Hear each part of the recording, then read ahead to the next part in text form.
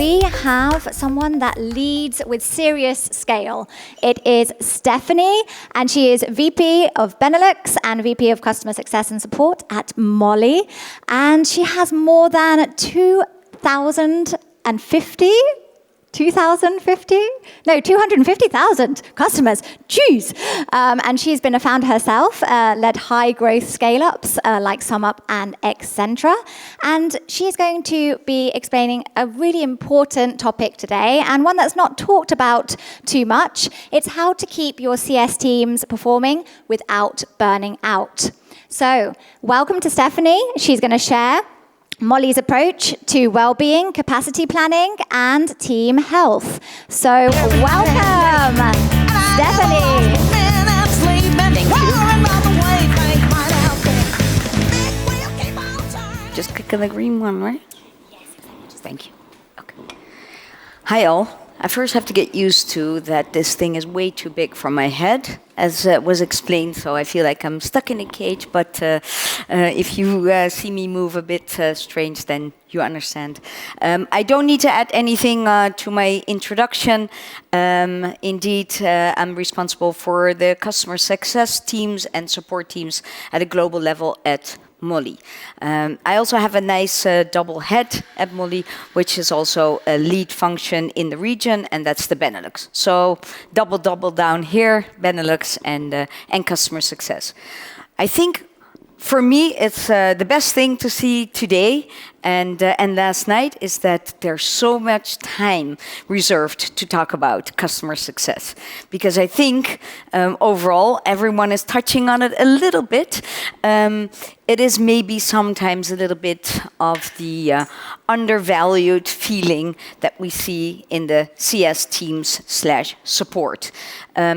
One of the main reasons, actually, why we also decided to combine within my scope and in one big domain, support and customer success, to bring the two closer together and to work much stronger on our backbook. My topic, the balancing act, as mentioned before, and I think just in the presentation we had before, it was touched a little bit on how do we balance, how can we keep our customer success managers in a healthy status by being resilient, by being flexible, and we always talk a lot about those people that need to take care of this. But we feel as Mollie, and I'm not sure if you were in the session this morning that our CPO, Rogier Schouten, was presenting. He mentioned a few times that one of our USPs and focus areas is that human touch, and where we also spend a lot of time, money, effort on our support and supporting roles and services. So that taking into account, it is really important to take care of your people. But not the easiest topic, and a very sensitive topic that I'm touching on today, because I also experienced it myself, being responsible for these teams, that even at Mollie, with this customer obsession focus and with quite a big team, my team is close to 100 people right now, is still a topic that I even feel on a sometimes weekly basis I need to fight internally to get visibility and credibility for these teams and the work that we're doing. So just to give you a little bit on that growth story that Rogier also showed this morning, as you could see, and of course Mollie exists since for 21 years in the Netherlands, and then 15 years in Belgium, and then we were expanding into all these local markets that Rogier also mentioned this morning. I just want to touch base on how did we bring customer success into that play. And as you can see, the company has been working a lot on our, we call it micro, mini, small merchants, if we could call them merchants, in the e-com space. That's the start. We want to make payments simple, make it available. Our founder's mission, make it easy and simple for every single business out there, specifically focused on that small business. But over the course of the years, we of course, noticed, and specifically when we were hitting in 2020 COVID, where I was helping out tackling support tickets, and everyone was doing support tickets because everyone had to go online, we went through that exponential growth. What we did, we started, this was actually the era of the start. We had a so-called, at that point, relationship manager, one individual at Mollie, already taking care of a lot of accounts. And we've been building out since then. And we saw that with the growth of more yellow, green, and if you would look in our numbers by the end of 2025, that percentage is even bigger right now in the growth of our company. That means that our product has been evolving and we have a very broad expansion into our product offering, but also in our local approach in multiple regions, as Rogier also showed you this morning. So in 2022, we did a trial on really service-led growth. And what did that mean? We trained our support teams and we said, let's see if you guys can generate some revenue. And so we did the trial. It was actually quite successful. And now our support team is actually on a daily basis generating revenue. It's not a target out there, it's an incentive that we do bring. But at the end, it's not so much for the team, but it's actually for the better customer experience. When a customer reaches out, if it's of course a very reactive way of selling, if you would call it that way, but if a customer reaches out, why not take that opportunity to have a conversation with your customer and see if we can service them in a better way? They're not salespeople, but they're just really taking, at a very low level, a consultative selling approach, which of course is the best way and the easiest way. Of course, we have our challenges there to make sure that it's all being taken care of the rest in a good way, but it is something that is working. From that product-led growth company, where it was here, purely self-serve, now we're much more in a service-led and a customer success story, where we also implemented about a year ago, a customer growth setup. I will take you into that story a little bit later in more details, but we, when I explain my role, I will say, well, there is actually, it sounds weird, but 3 buckets, and it's the support buckets where we have a tremendous amount of customers mentioned. We have a total that we service 250,000 businesses on a daily basis, which of course is huge, and those are active, really processing customers. There's also a lot of seasonality into our business where we have customers that maybe process 3 times a year, huge volumes, somewhere in there, but we don't count that into the active merchants that we count in that number. And we had to be able to scale with the company, as mentioned, I think in many customer success stories already. We cannot just keep adding people and adding people, because we can never keep up with that in this amazing growth of this company. There's no way, because then the team would not be close to 100, it would be already a couple hundred to be able to keep up with that. Impossible, also impossible from a recruitment point of view, but also in a profitability point of view of the company. So we always have to find other solutions, and the solution that we chose for is not always just to go into, as Rogier mentioned this morning, AI and automation. Of course, it's part of the scope, but it's not something that we say that's the only way to solve this problem. So this has been the growth that we've been taking. And then when we have this huge growth into the company, how is that affecting our customer success team? So I know there's a little bit of, words in there that most people will not want to say, but this is why I told you it's a little bit of a sensitive topic. Actually, the second one I wanted to have on the bottom, because that's kind of the outcome if you don't take care of it. But I think we missed that one. But what we do need to realize, if you just take the standard customer success role, we just made a very easy decision in many companies. Oh, let's just add revenue to it. You know, let's just do it. Just like I mentioned about support, let's just add it to it. But these are not salespeople most of the time. It's not the profile that we hired years ago to become a revenue generating team. But in the meantime, we are generating quite some revenue that you hear from all these teams. And if you compare that to sales or to, I sometimes call it CSM becomes like sales light in a way. But the customer success manager has a lot of different tasks compared to, if you compare it to a sales role, where you can close your deal, you can move on, you actually give it to the CSM, you say bye-bye, and you're off to the next deal. That's not the case for a customer success person, of course. You close a deal, but then you need to keep the relationship. You need to be the nice person, the tough person, the nice guy. Keep juggling around all the time. So I think that is sometimes something we tend to forget, that we made that very easy decision to add revenue to the scope, but it is causing quite some stress at some points. And the one I want to point out, I don't need to point out every single one, but the hybrid working environment brings a lot of pros, but also quite some cons that we've seen in the customer success. So of course, during COVID, we all had to work remotely, and it all worked out for Mollie for sure.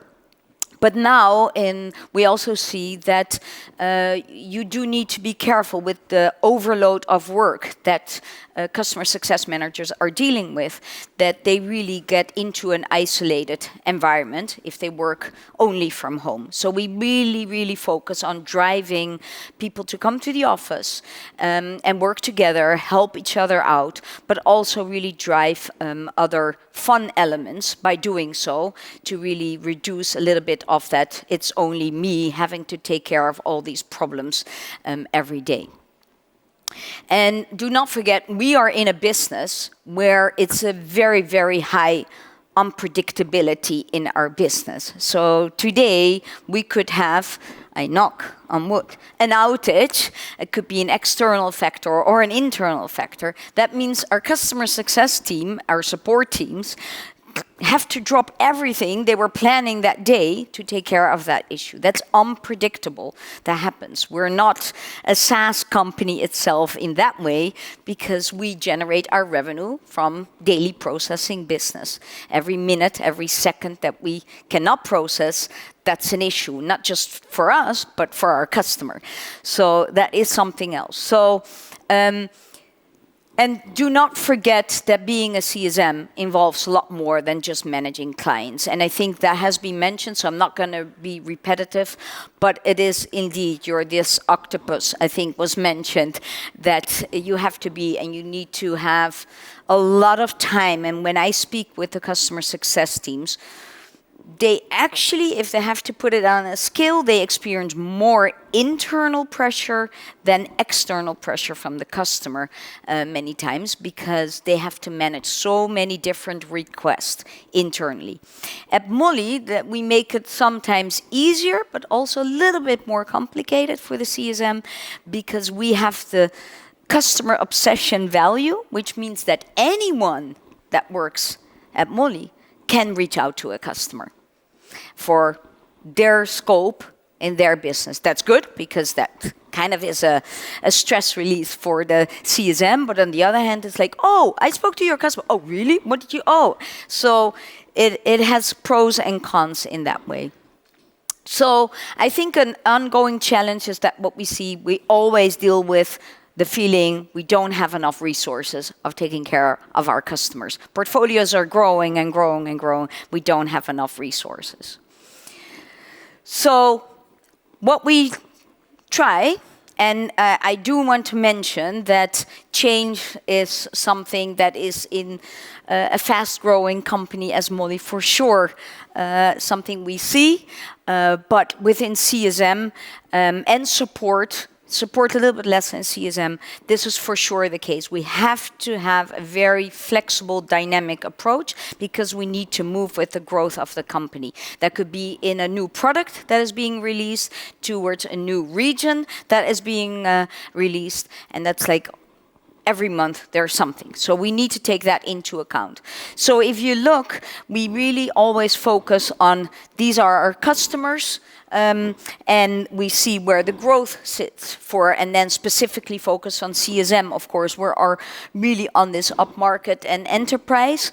So when you look at support, you see that's that bucket, the one bucket that we have all our unmanaged customers reaching out to support whenever that's needed. That's, of course, a reactive approach. We try to become a little bit proactive with our service-led revenue stream in that sense, but it's never the priority. So support tickets and SLAs, hitting SLAs, is always number one priority and not the revenue. That's our one-to-many approach, of course, and that's where we have no assigned portfolios. It's based on data. In our premium support, our P-status customers here, they have access to a different team of premium support, and that's based on a regional approach. So it's very localized. It's a very strong thing at Mollie. We really want to drive localized approaches. Then we created our customer growth team, which has no assigned portfolio, but has one big bucket, and then that's thousands of customers, so don't think it's a couple hundred, but it's thousands of customers.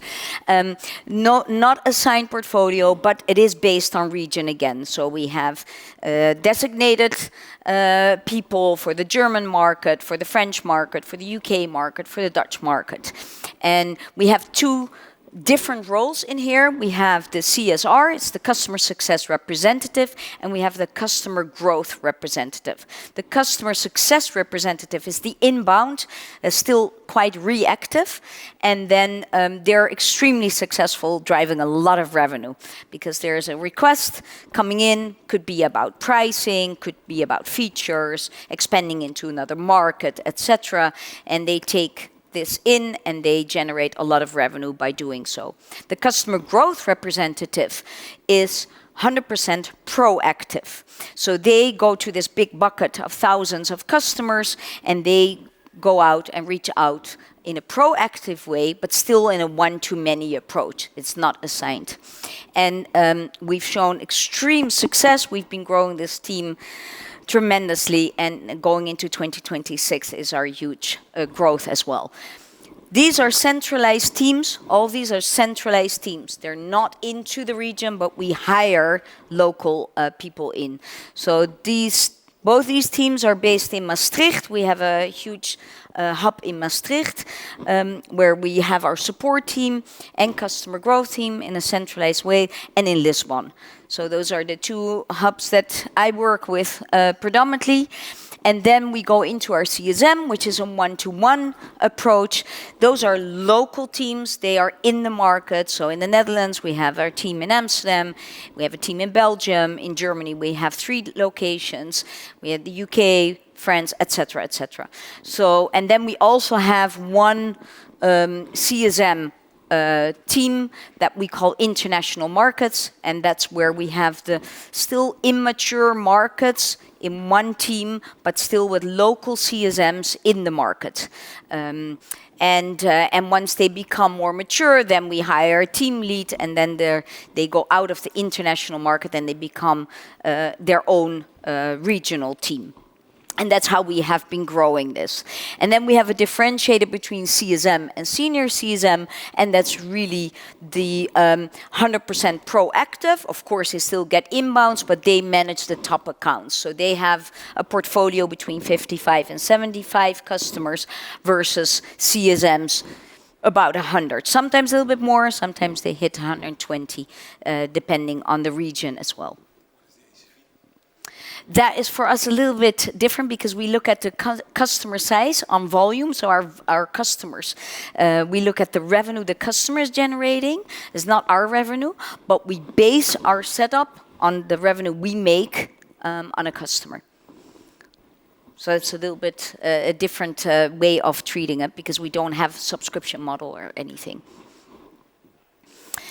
So how are we solving the overload for CSM? One, by implementing service-led growth that you saw, implementing customer growth, and then our customer success. So I just want to be clear that you have clarified roles and responsibilities, because it's so important for the customer success manager. What am I really responsible and accountable for? It's easy to say retention and expansion, but make that more clear. What does that mean in your company, your role? Right now, we're heading to the next phase. At Mollie, in our most mature markets, the Netherlands and Germany and Belgium, we are, per 2026, so I can tell you already, splitting the role into CSMs and account managers, where the CSM is really for retention, happiness, and a little bit of upsell, but that's the easy upsell that they don't really need to sell into, and the account manager are really responsible for expansion, upsell, and the more heavy pricing negotiations, because our pricing is quite complicated setup. And then we're adding a renewal manager for contracts. The majority of the Mollie customers are not on a contract. Our 250,000 customers are mainly not on contracts, and they're free to go at any point, which means we have a great product and a great service and a good price. But our bigger customers are on contracts, so we are moving into more and more contracts. Therefore, we're adding this role.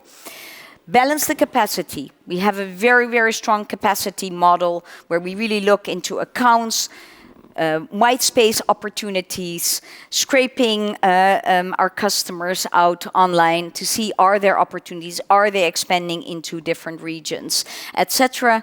And then really take always into account what is still realistic to manage within this portfolio. Because some customers are more complicated customers, our marketplace customers take up a lot more time compared to just a straightforward e-com platform. And then something that is very sensitive but really important is that if you compare our sales versus CSM, a person goes out on maternity leave or a person is out for long-term sickness. It is not like sales, oh, shoot, we're not hitting our target and that's the worst thing that happens. Here it's like, I have 100 accounts that are not being managed. And who's going to take care of that? And no one is out there, because I cannot just have someone sitting on the bench. It's not a soccer team where we have lots of people sitting on the bench to bring in. So we are taking that into account, into our budget, is that when we do have long-term sick or maternity leave, that we make sure that we don't just, we've learned very hard lessons here at Mollie, where we just plotted that into other people, and then what happened after 6 months, they were out sick and burned out. So we really need to be careful, it's just too much work. And of course, automate and digitize where it's possible. Always. We always look into taking away the repetitive task as much as possible and make sure that our CSMs are there to where they can make the most impact and work on the relationship with the customer as critical. Also, make sure to look into your incentive model. I know it's easy to say you need to be on commission or you're not to be on commission, but take into account to really take a deep dive look what makes sense for which role to have an incentive or a commission plan in place. So we are changing this in 2026 as well, where our CSMs that are not doing expansion anymore are in a different model compared to the account manager. And why am I doing that? Because I think it's critical to make it formal and make it formalized that that is really a different role and a different setup than the other person. And the teams were extremely successful by announcing this.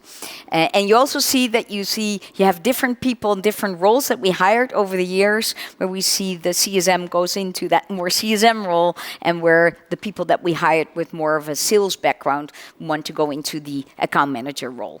So that's actually also a natural solution there. And of course, team health, as mentioned, make sure, look into the hybrid role, gives a lot of pros and cons, but keep a close eye on that and not just focus on revenue for your CSM craft or domain, whatever you guys call it. Make sure that you do not only look at the revenue piece, because that's just going to be an oversight and there's going to be too much overload in work for them.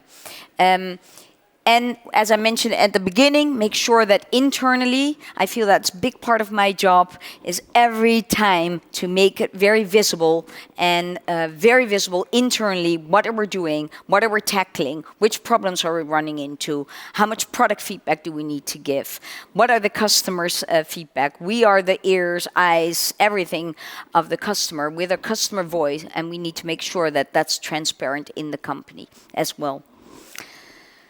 So thank you. If you have any questions or anything to ask me, you can scan my LinkedIn. I thought that makes it maybe easy to use their great feature that they have in LinkedIn. Hopefully my conclusion was clear as well. Customer success is the heart of a company at the end. We need to love our customers. We have a strong customer obsession, and please keep in mind to take care of your people in the best way. Give a huge round of applause to Stefanie. Thank you very much.